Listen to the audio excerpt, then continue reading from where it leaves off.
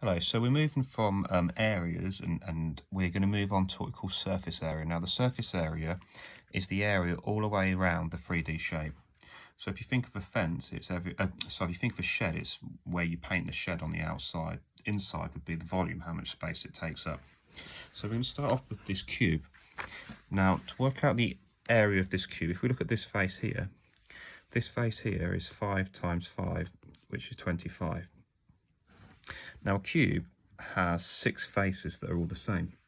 So if we times that by 6, we get 150, and that would be centimetres squared. So that's quite a nice, easy one. The problem we have is when we've got a shape like this.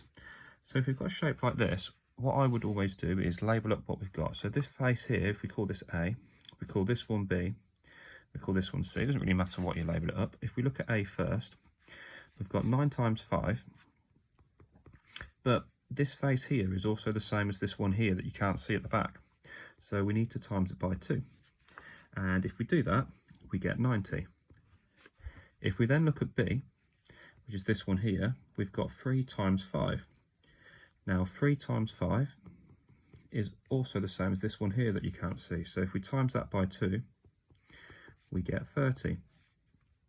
We've then got C at the top, which is 9 times 3.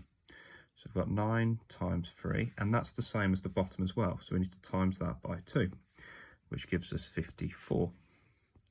Now that's the areas of all the different sides. So if we add them up, we've got 174, and that's going to be centimetres squared.